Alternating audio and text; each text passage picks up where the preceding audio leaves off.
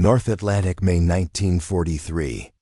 The sea is black, a restless void broken only by the pale shimmer of moonlight and the steady pulse of a convoy cutting through the waves.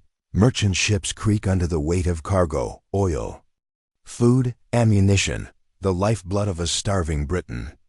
Far below, in the crushing cold, steel hunters drift in silence. German U-boats, once the invisible masters of the Atlantic, stalk the surface shadows, waiting for the right moment to strike inside their narrow hulls. The air is stale with diesel and fear. Every man knows, one ping, one flicker on the radar above, could mean death. Then, without warning, the stillness breaks. Depth charges to detonate in rapid succession, thunder echoing through the abyss. Shockwaves tear through the dark. One U-boat breaks apart under pressure, another loses power, another never resurfaces. By dawn, the ocean is silent again. The hunters have become the hunted.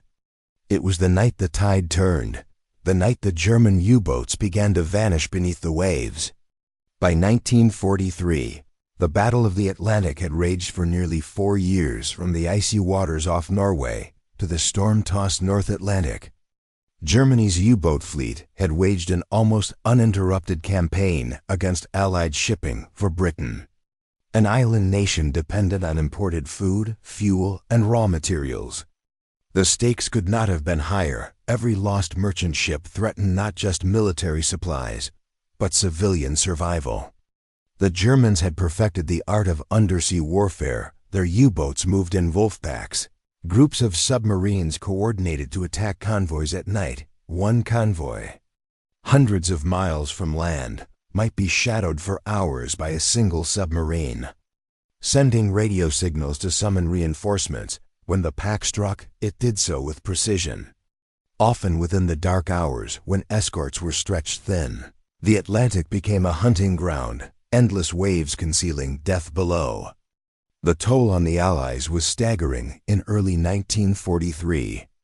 Monthly losses sometimes exceeded 300,000 tons of shipping. Every convoy was a gamble. Captains measured their route not only by charts, but by probability. Avoiding known U-boat patrol lines whenever possible, merchant sailors learned to sleep in shifts. Keeping watch for the telltale ripple of a periscope, many would never reach port. On the German side, Karl Dönitz, commander of the U-boat arm, believed in the inevitability of victory. He trusted in numbers and stealth. By 1941, the Kriegsmarine had nearly 400 operational submarines, and new boats were coming online steadily. Dönitz's doctrine was simple: starve Britain into submission, sink the supply ships faster than they could be built for a time. It seemed the strategy worked. Convoys were reduced to stragglers, and the Atlantic became a graveyard of steel and timber. Yet, beneath the surface, cracks were beginning to appear. Allied codebreakers at Bletchley Park had started to penetrate the Enigma cipher, uncovering patterns in U-boat communications. In the skies above, long-range aircraft began to patrol previously unreachable areas, forcing submarines to submerge for longer periods. Reducing their speed and agility, radar began to pierce the night, making stealth far more difficult. Slowly, the Atlantic, once Germany's domain, became contested. The human cost was relentless. Sailors aboard U-boats endured crushing pressure, cold, and the constant threat of attack from unseen forces. Their lives were measured in weeks, sometimes days. On the surface, Allied merchant crews faced torpedoes without warning, depth charges without mercy. Survival often depended on luck as much as skill.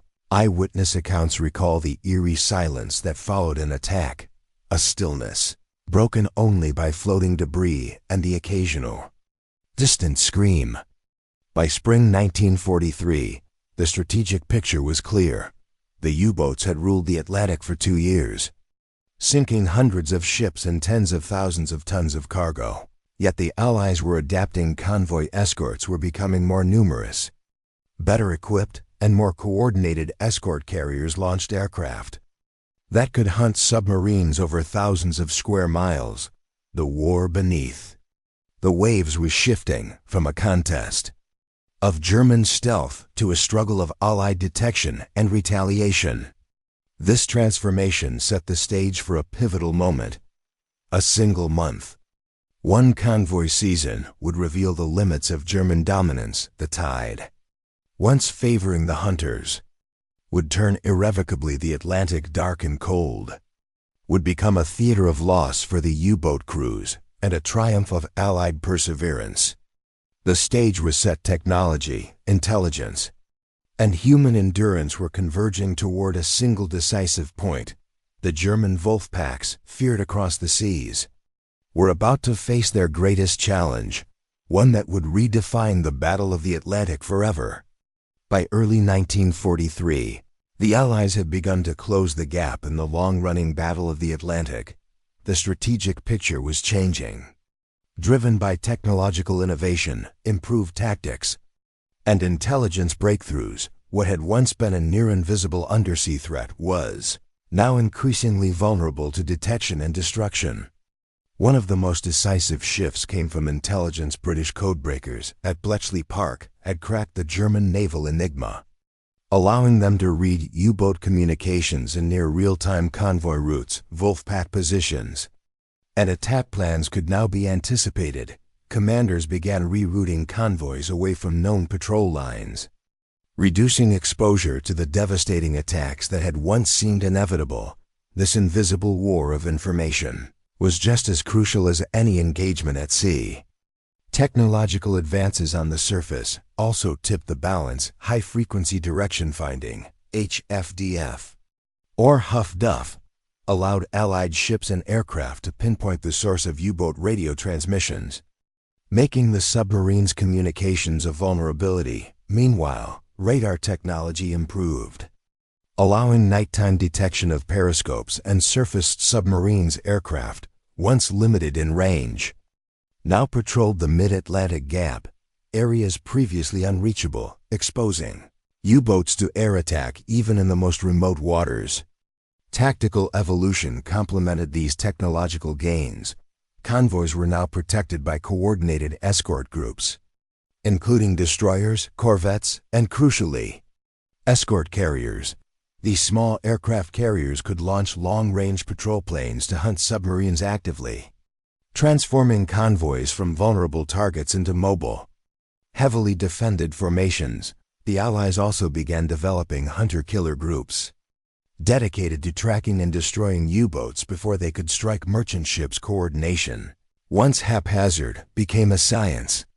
The human factor played a significant role as well. Allied sailors were better trained and more resilient. Having endured years of attacks, morale, often fragile, was bolstered by the visible successes of improved tactics and technology. Conversely, German crews were facing a rising tide of attrition. U-boat losses were mounting, and the psychological strain of constant threat took its toll. Dunitz, once confident in his Wolfpacks, began to notice a shift. Submarines were being destroyed faster than reinforcements could be deployed. Morale and effectiveness began to erode. By May 1943, this convergence of intelligence, technology, and tactics culminated in a decisive month later, known as Black May.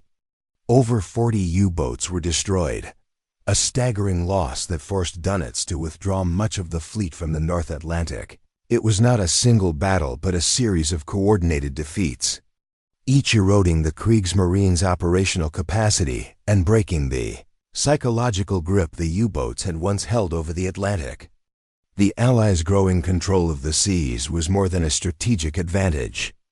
It was a turning point in endurance, innovation, and adaptation. The Atlantic, once a hunting ground dominated by fear, was shifting toward a theater of calculated precision and overwhelming force. The invisible threat lurking beneath the waves was now hunted with methodical efficiency. By combining intelligence breakthroughs, technological innovation, and refined tactics, the Allies not only protected vital supply lines but also began to dictate the tempo of the undersea war. The stage was now set for a month that would redefine the Battle of the Atlantic, a month in which the hunters would finally become the hunted, and the German U-boats would vanish beneath the waves, leaving only the silence of the deep as witness. This growing mastery of the Atlantic set the framework for the multiple perspectives that would shape the story of this pivotal moment: the human experience aboard steel hulls, the technological duel between sonar and submarine, and the tactical decisions that would decide life and death across thousands of miles of open ocean. Life aboard a U-boat in 1943 was a study in claustrophobia and endurance. The steel tube was barely wide enough for two men to pass. The air thick with diesel fumes and the cold sting of condensation, sailors slept in shifts, on narrow bunks stacked like shelves, never knowing when a depth charge might tear the hull apart. Morale was fragile. Men were constantly aware that the ocean could claim them at any second. For the Allied merchant sailors, survival was equally precarious, but in a different theater. Convoys stretched across the vast Atlantic, with crews facing nights punctuated by the flicker of torpedoes, trails, and the thunderous eruptions of depth charges.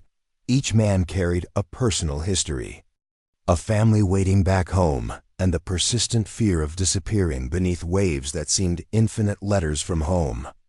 Brief interactions with fellow sailors, and the rare sighting of an escort aircraft were lifelines in the mental struggle against isolation and terror.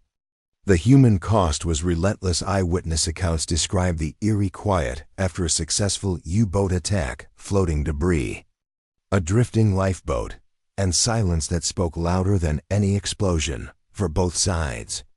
The ocean was not just a battlefield.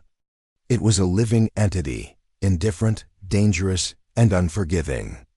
Technology became the invisible weapon that would ultimately turn the tide in the Atlantic. The Allies' ability to detect, track, and engage U-boats was no longer limited to chance encounters.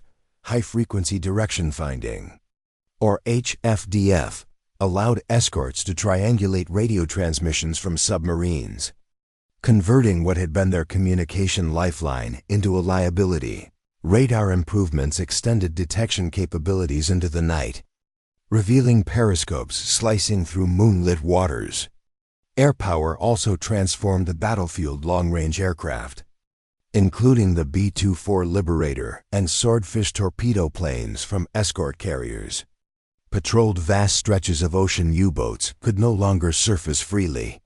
Their range of movement became constrained. Depth charges were increasingly effective, guided by sonar contact, turning the water itself into a hostile environment for submariners. Intelligence innovations amplified these technologies. Enigma decrypts provided convoy routing, Wolfpack positions, and operational intentions. What had once been a duel of sight and stealth now included a hidden layer, the unseen battle of information and anticipation. This technological edge, precise and relentless, redefined what it meant to fight beneath the waves. Tactics evolved to meet the U-boat threat with systematic precision. Early in the war, convoys were lightly protected and often scattered under attack. By 1943, the Allies implemented layered defense strategies. Destroyers and corvettes formed a protective ring, while escort carriers provided aerial reconnaissance and offensive capability. Coordination was meticulous. Every ship had a role, every aircraft a patrol zone. Hunter-killer groups actively sought out submarines, shifting the initiative away from the wolf packs. These groups combined intelligence from Enigma, HFDF, and reconnaissance patrols to intercept and neutralize threats before they could strike the convoy. Each engagement was a calculated maneuver, a chess match conducted across miles of open sea. The tactical evolution was also psychological. German commanders, once confident in stealth and surprise, now faced uncertainty at every transmission, every surfacing, every movement. The U-boat's freedom of action was shrinking, replaced by a constant sense of exposure. The ocean, previously their ally in invisibility, had become a contested domain, forcing them into defensive postures that eroded both morale and operational effectiveness. Karl Dönitz, commander of the Kriegsmarine's U-boat fleet, had built a career on precision, strategy, and the faith that the wolf packs could strangle Britain into submission. By 1943, however, the tide of the Atlantic War challenged even his formidable strategic mind. Losses were mounting. Experienced crews were being killed faster than replacements could be trained. New submarines, while technically advanced, could not compensate for the increasingly lethal Allied detection and attack systems. On the Allied side, leadership combined vision with pragmatism. Admiral Sir Max Horton, commander of the Western approaches, understood the importance of coordination, and intelligence convoy routes were meticulously planned. Patrols adjusted based on decrypted communications, and hunter-killer groups deployed with surgical precision. Winston Churchill, aware that Britain's survival depended on these supply lines, pressured naval leaders to innovate relentlessly, balancing risk against necessity. The decisions made in distant offices and aboard command ships were as lethal as any torpedo, shaping the war beneath the waves with a mixture of calculation, patience, and resolve. Dunitz faced a dilemma: continue offensive operations at unacceptable risk or withdraw to preserve the fleet for future engagements. By May 1943, he would make the unprecedented decision to pull U-boats back from the North Atlantic, acknowledging the changing reality of naval warfare and conceding a hard-fought advantage to his adversary's leadership. In this context, became a matter of survival, both human and strategic. For the U-boat crews, the Atlantic had always been a domain of silent superiority. Early successes reinforced a perception of invulnerability. Wolf packs struck with lethal coordination, sinking merchant vessels by the hundreds. Yet by 1943, the enemy was no longer invisible. Aircraft patrolled expanses once considered safe. Destroyers and corvettes hunted submarines with sonar-guided depth charges. Allied intelligence predicted movements with alarming accuracy. The hunter had become the hunted. Wolf packs, once cohesive and feared, now faced attrition at rates that eroded confidence and capability. Losses during May 1943, Black May, demonstrated the vulnerability of the U-boat fleet in stark terms. Over 40 submarines destroyed in a single month. Crews drowned and morale shattered. The Atlantic's waves, once a cloak of invisibility, now mirrored the relentless pressure of Allied coordination. Even the most experienced commanders could no longer rely on stealth alone. The enemy, adaptive and relentless, had transformed the battlefield into a perilous environment for the once dominant U-boat. The human cost of the Battle of the Atlantic was immense, and nowhere was it more evident than in the shadowed depths of the North Atlantic. Thousands of sailors, on both sides, perished in steel hulls crushed by depth charges, in lifeboats adrift on frigid waters, or simply lost to the cold and darkness. Letters, journals, and testimony reveal fear, courage, and desperation, the emotional weight of a war fought far from the front lines, yet just as deadly. The morality of this struggle extends beyond human suffering. Britain fought not only for strategic advantage, but for survival. Germany's U-boat campaign, while militarily effective, sought to starve civilians into submission. Each torpedo struck with both tactical precision and unintended consequence, impacting the lives of men, women, and children far from the ocean. The Battle of the Atlantic, in essence, was a moral calculus conducted in waves, sonar pings, and telegrams, a conflict where technological and strategic superiority intertwined with human suffering and ethical dilemmas. May 1943 arrived like a storm. The North Atlantic, usually shrouded in mist and darkness, seemed to carry an almost tangible tension. U-boat crews felt at first a shift in the rhythm of the hunt. Patrol lines that once offered freedom now carried danger at every turn. The Allies, informed by intelligence and strengthened by technology, had learned to anticipate the killers. The first blows fell early in the month. Convoy ONS-5, a slow-moving assembly of merchant ships, became the crucible of the unfolding change. Wolf packs attacked with characteristic aggression, Torpedoes streaking through the night, but this time, Allied escorts responded with precision destroyers, coordinated with escort carriers. Detected U-boats before they could strike. Depth charges exploded in calculated patterns, ripping the water apart and collapsing steel hulls under pressure for every torpedo fired. A U-boat now faced a lethal counterstrike. The psychological toll on U-boat crews was immediate. The silence between attacks was no longer reprieve but an anxious pause. Some submarines never surfaced. Again, survivors described the ocean turning against us, an apt metaphor for the shift in control. Dunnets, observing from command headquarters, noted the mounting losses with alarm.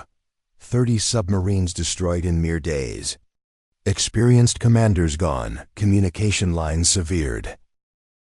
Convoy HX-237 faced similar devastation, not for the merchant ships, but for the hunters themselves. Allied aircraft, launching from escort carriers and long-range patrols, detected surfaced U-boats in the dead of night. Radar-guided attacks left no time for evasion. Submarines, once masters of stealth, found themselves forced to dive repeatedly, limiting speed and mobility.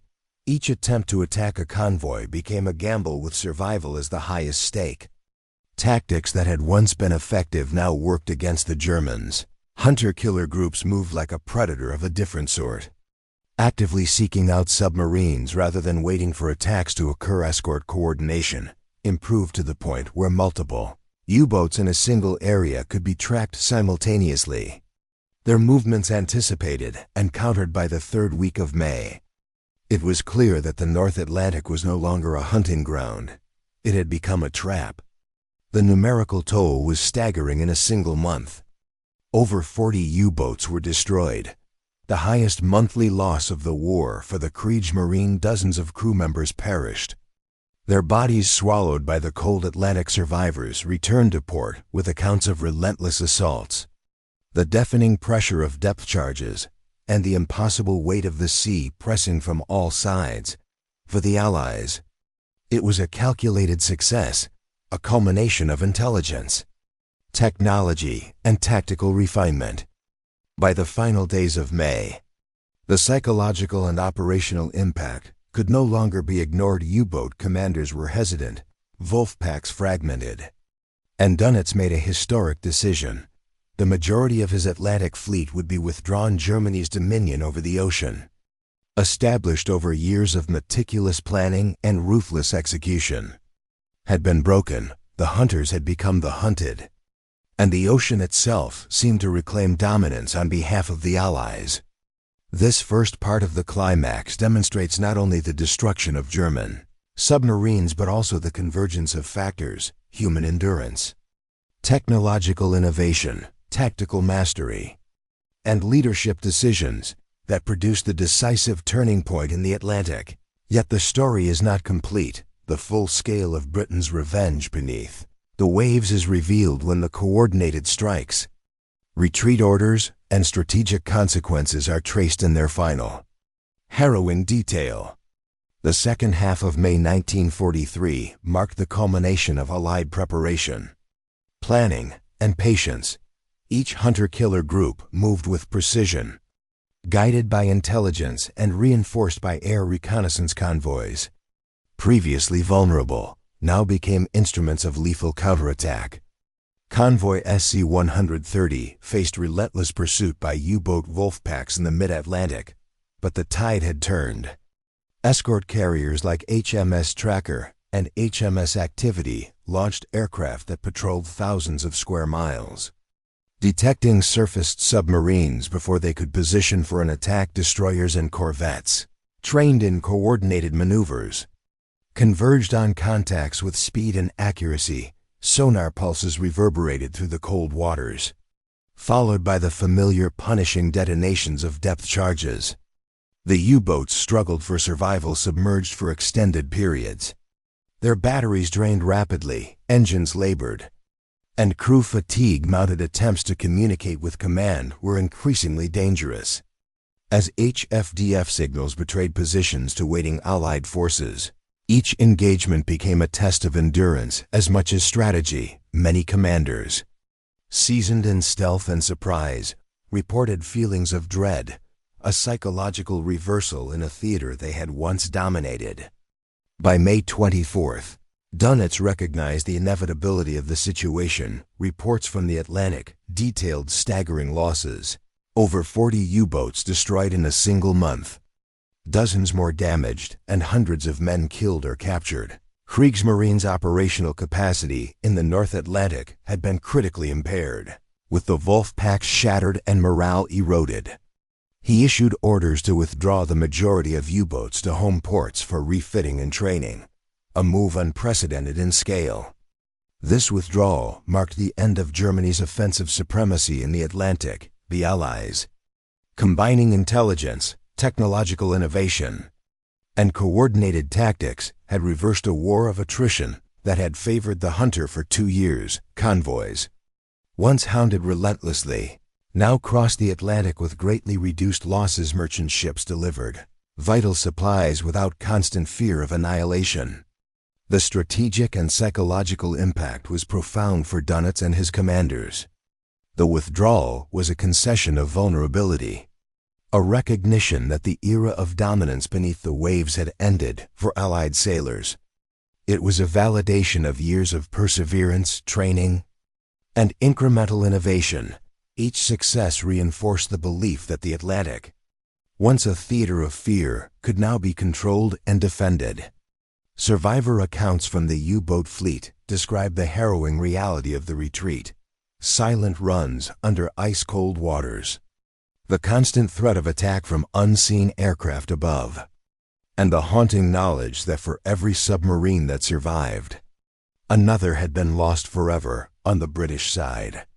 Sailors remembered the relief of reaching port unscathed, the quiet gratitude for intelligence that had guided them safely, and the solemn acknowledgement of the cost paid by those who had not returned. The month of May 1943 became a defining moment. In a span of 31 days, the Kriegsmarine's Atlantic offensive had been shattered. The Allies demonstrated the power of coordinated strategy, technological superiority, and human endurance. The U-boats, once the embodiment of maritime menace, had vanished, not through a single decisive battle, but through a sustained, methodical application of advantage at every level: air, sea, and intelligence. By the end of the month, the North Atlantic was no longer a hunting ground dominated by fear. It had become a controlled corridor for Allied convoys, a vital lifeline sustaining Britain's war effort. The silence of the deep, once a tool of terror, now reflected loss, retreat, and a turning point that would reshape naval warfare for the remainder of World War II. The immediate aftermath of Black May 1943 was stark and unambiguous. The Kriegsmarine had suffered catastrophic losses, over 40 U-boats destroyed, dozens more damaged, and hundreds of experienced submariners killed or captured for Germany. The psychological blow was as severe as the operational one. The aura of invincibility that had surrounded the U-boat fleet since 1940 was shattered. Commanders faced a grim reality. The hunter had become the hunted, and the Atlantic was no longer their dominion. For the Allies, the results were transformative. Convoys that had once faced near constant threat could now traverse the Atlantic with significantly reduced risk. Shipping losses plummeted, ensuring the flow of critical supplies, oil, food, ammunition, to Britain and beyond. The combination of improved tactics, technological innovation, and intelligence exploitation had yielded tangible results. Escort groups, once struggling to protect convoys, now operated with confidence, backed by aircraft patrols and real-time intelligence. The human dimension of the aftermath was profound. Survivors of U-boat attacks returned to port with harrowing tales of depth charges, hull breaches, and comrades lost to the ocean on merchant ships. Crews recounted nights of anxious watch, scanning dark waters for periscopes and flares. Letters sent home described fear and endurance, the small victories, and the grim toll exacted by the relentless Atlantic. The psychological weight of the campaign lingered long after the guns fell silent. Operationally, the Kriegsmarine was forced to reassess its Atlantic strategy. Dönitz withdrew the majority of his fleet from forward operations, limiting patrols to defensive positions closer to European waters. Wolfpack tactics, once the centerpiece of German naval strategy, were suspended temporarily as losses made their continuation untenable. Training and regrouping became the priority. But the momentum had shifted irreversibly. Statistical assessments highlighted the scale of the shift. Allied sinkings of U-boats now outpaced German successes against convoys. The tonnage of ships lost to submarines declined sharply, while the safe arrival of merchant vessels steadily increased. Each loss inflicted on the Kriegsmarine was compounded by the loss of seasoned crews, experienced officers, and morale, elements that could not be replaced quickly, even with new submarines entering service. The aftermath also revealed the effectiveness of intelligence-led operations. Bletchley Park's decryption of Enigma signals had enabled precise rerouting of convoys, efficient deployment of hunter-killer groups, and early warning of U-boat concentrations. This invisible hand of intelligence had shifted the Atlantic from a theater of chance encounters to a controlled environment, allowing the Allies to dictate engagements and reduce unnecessary risk. Human endurance remained central to both sides on U-boats. Surviving crews endured the psychological and physical consequences of repeated attacks. Exhaustion, fear, and the memory of lost comrades shaped the remainder of their service on Allied convoys. Sailors grew increasingly confident in their ability to survive, bolstered by evidence that strategy, training, and technology could neutralize the once feared U-boat threat. The ocean itself, long a silent arbiter, reflected the shift in balance. Where once the waters had concealed predators, they now mirrored Allied coordination and vigilance. Each convoy that crossed successfully reinforced the reality of control. The psychological dominance that had been Germany's weapon was replaced by the methodical, quiet efficiency of Allied naval operations. The stage was set for the broader strategic consequences, not only the restoration of shipping routes, but a fundamental change in naval warfare. Allied confidence and the trajectory of the Atlantic campaign. The Kriegsmarine, though far from destroyed, had been forced onto the defensive. Its capacity for strategic initiative curtailed the human, operational, and psychological impact of May 1943 would echo through the remainder of the war, reshaping the maritime battlefield in ways that would favor the Allies decisively. The long-term consequences of Black May rippled far beyond the immediate losses of ships and men. Strategically, the Battle of the Atlantic had been decisively recalibrated. Allied shipping, which had been under constant threat for nearly 3 years, now moved with far greater security. Convoys arrived intact, sustaining Britain's war effort and enabling the continued buildup of forces and supplies for the eventual invasion of Europe. The lifeline of the Atlantic, once perilously thin, had been strengthened. For the Kriegsmarine, the withdrawal from the North Atlantic signaled a profound strategic defeat. U-boat operations, which had previously set the pace of maritime warfare, were now constrained to defensive patrols closer to the European coast. Wolfpack tactics, once the hallmark of German naval doctrine, were suspended as the cost of continued offensive operations became untenable. Dönitz faced the grim reality that his fleet could no longer dictate the rhythm of the Atlantic. The technological and tactical supremacy demonstrated by the Allies reinforced their advantage. Escort carriers, long-range patrol aircraft, radar, sonar, and HF remained central to convoy defense, but their effectiveness was now amplified by operational experience. Lessons learned from Black May were applied across the Atlantic, standardizing successful procedures and refining coordination between air and sea units. The Allies had transformed the Atlantic from a theater of attrition into a controlled corridor, where initiative and intelligence predominated. The psychological impact on both sides was equally significant. Allied sailors gained confidence not merely from survival, but from repeated evidence that strategy and technology could neutralize the once feared U-boat threat. Conversely, German morale plummeted. Survivors returned to port with stories of relentless assaults, lost comrades, and the harsh realization that their operational freedom had been curtailed. The psychological advantage, a critical factor in a conflict defined by endurance and stress, had decisively shifted. Statistical analyses reinforced the strategic shift. U-boat sinkings exceeded German successes against convoys, marking a sustained period in which Allied losses dropped sharply. The tonnage of supplies reaching Britain increased, ensuring the continuity of war production, civilian sustenance, and operational readiness for future campaigns. The ocean, once a neutral battlefield, now reflected Allied dominance, a controlled space where the once invincible hunter was exposed, vulnerable, and constrained.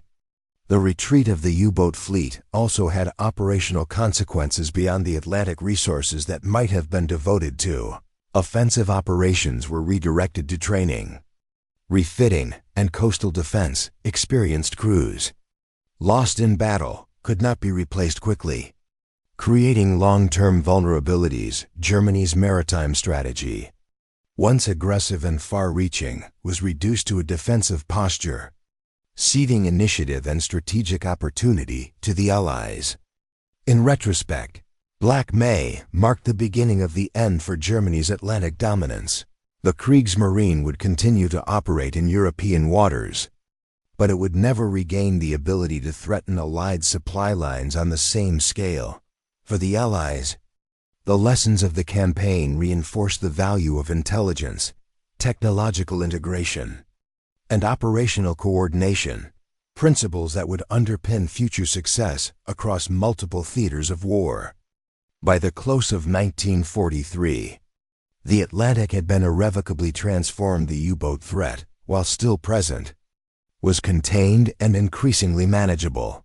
Allied shipping moved with a confidence that had been impossible in the preceding years, and Britain's industrial and military strength, sustained by secure supply lines, continued to grow. The ocean that had once claimed hundreds of vessels, each month now allowed the lifeblood of an empire to flow with relative security. The human, operational, and strategic shifts initiated during this period laid the foundation for the final Allied victory in the Atlantic. The withdrawal of the U-boat fleet was more than a tactical retreat.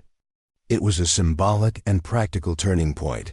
The Allies had not only survived the U-boat menace but had transformed the battlefield into one they could control, a decisive demonstration of endurance, innovation, and strategy that would shape the remainder of World War II.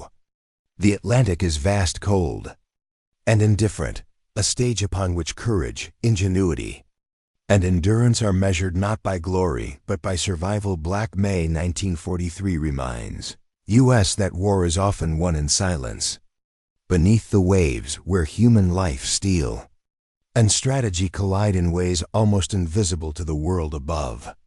For the German U-boat crews, the ocean had once been a cloak of power. Wolf packs had ruled the night, sinking ships with precision and striking terror into Allied hearts. Yet, in May 1943, that same ocean became a crucible of vulnerability. Depth charges, radar pings, and coordinated tactics transformed the hunters into the hunted. The psychological and operational reversal was as profound as the physical destruction. For Britain and the Allies, victory was measured not in spectacle but in endurance, intelligence, and technological mastery. Codebreakers at Bletchley Park, pilots in the freezing mid-Atlantic, and sailors aboard escort ships each played a part in a larger, invisible machinery of war.